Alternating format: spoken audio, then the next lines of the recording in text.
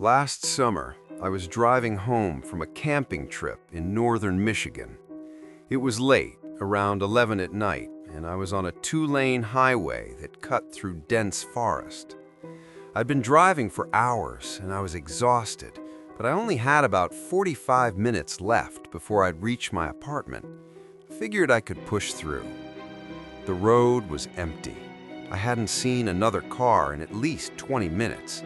The forest on either side was pitch black, the kind of darkness that feels almost solid. My headlights carved a narrow tunnel through it, and beyond that, there was nothing.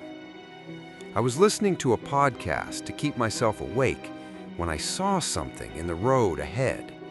At first, I thought it was a deer. I slowed down, expecting it to bolt into the trees, but as I got closer, I realized it was a person. A woman standing in the middle of my lane, facing me. I hit the brakes and came to a stop about 20 feet away from her. She didn't move. She just stood there, illuminated by my headlights, staring at my car. She was wearing a white dress that looked old-fashioned, like something from the 1950s. Her hair was long and dark, hanging limply around her face. Even from that distance, I could tell something was wrong. The way she stood was too still, too rigid. And her eyes, I couldn't see them clearly, but I had the impression they weren't focused on me, like she was looking through the car rather than at it. And her eyes, I couldn't see them clearly, but I had the impression they weren't focused on me, like she was looking through the car rather than at it. I sat there for a moment, unsure what to do. My first thought was that she might be hurt or in trouble. Maybe her car had broken down or she'd been in an accident. But something about the situation felt off. Why would someone be standing in the middle of a dark highway in the middle of nowhere, dressed like that? I rolled down my window a few inches and called out to her. "Are you okay? Do you need help?" She didn't respond. She just kept staring. I waited another moment, debating whether to get out of the car. Every instinct I had was screaming at me not to. Instead, I decided to drive around her. I moved into the opposite lane, giving her plenty of space, and started to accelerate past her slowly. As I drew level with her, I made the mistake of turning my head and looking directly at her face. Her eyes were completely black. Not just the pupils dilated in the darkness, but the entire eye from edge to edge. Black like oil, black like deep water. And her skin was wrong too pale, almost gray in the harsh light. It looked waxy and artificial, like latex stretched over something that wasn't quite the right shape. Her mouth was slightly open, and I could see that her teeth were stained dark, almost black. She still hadn't moved her body, but now her head began to turn, slowly, smoothly, tracking my car as I passed. The movement was wrong somehow, too fluid, like her neck was on a swivel rather than made of bones and muscle. I hit the gas and sped away, my heart hammering against my ribs. My breath came in short, sharp gasps.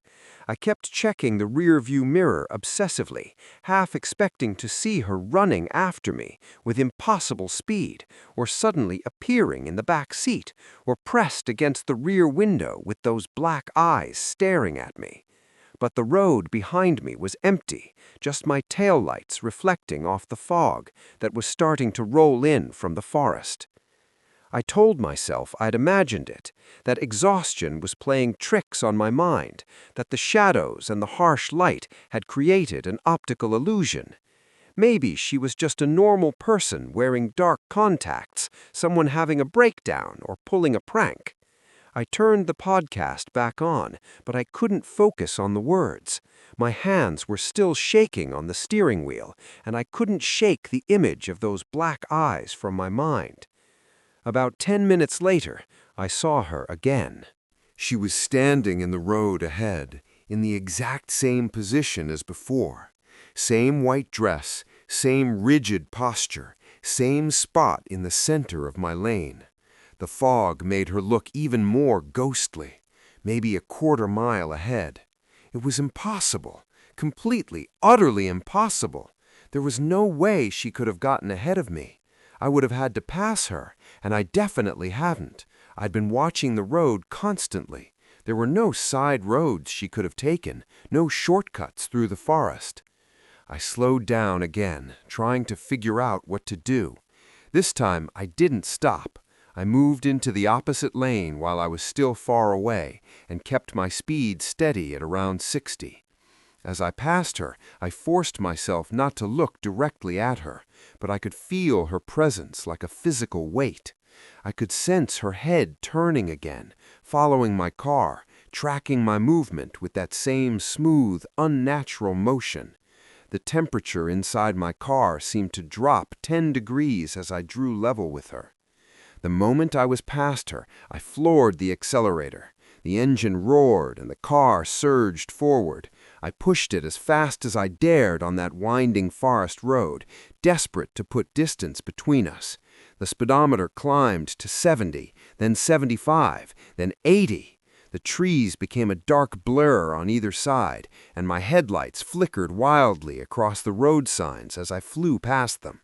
I was doing almost 80 in a 55 zone, but I didn't care. I just needed to get away. I drove for another 5 minutes at that reckless speed, my entire body tense, my jaw clenched so hard my teeth hurt, before I saw her for the third time. She was closer this time, standing right at a sharp curve in the road. I didn't have time to slow down properly.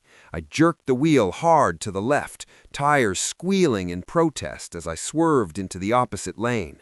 The car fishtailed, the back end sliding out, and for a terrible moment I thought I was going to lose control completely, thought I was going to spin out and crash into the trees. I fought with the steering wheel, overcorrecting, then correcting again, barely managing to keep the vehicle on the pavement. As I passed her this time, she moved for the first time. Her arms shot out with impossible speed, inhumanly fast, a blur of white in my peripheral vision.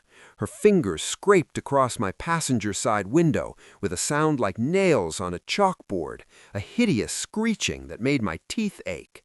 I screamed, an involuntary sound of pure terror, and accelerated harder, nearly losing control again as the car fishtailed on the next curve.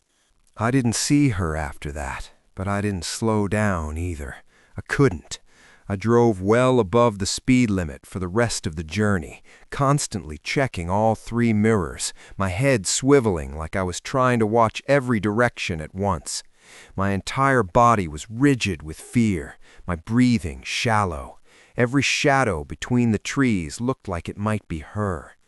When I finally saw the lights of civilization ahead, the warm orange glow of a gas station at the edge of town, I nearly cried with relief.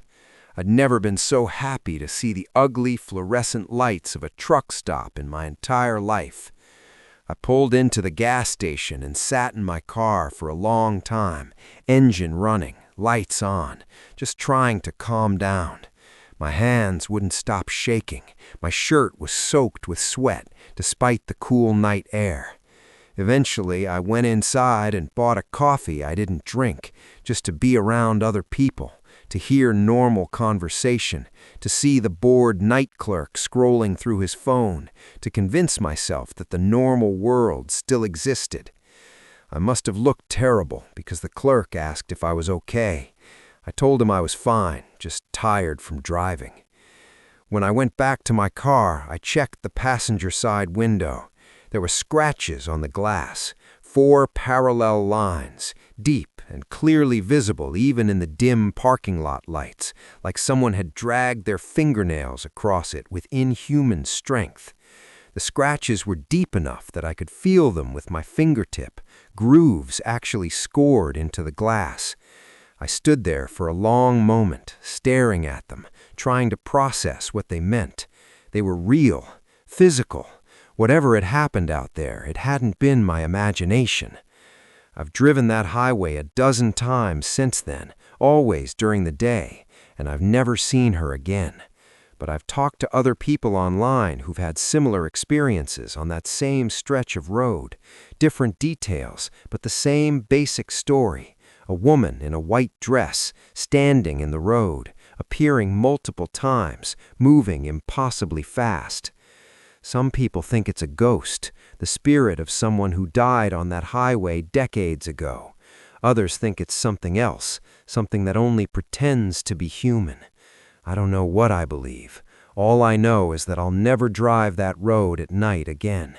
And whenever I'm on an empty highway after dark, I can't shake the feeling that if I look too closely at the shadows between the trees, I might see her standing there, watching and waiting for the next car to come along.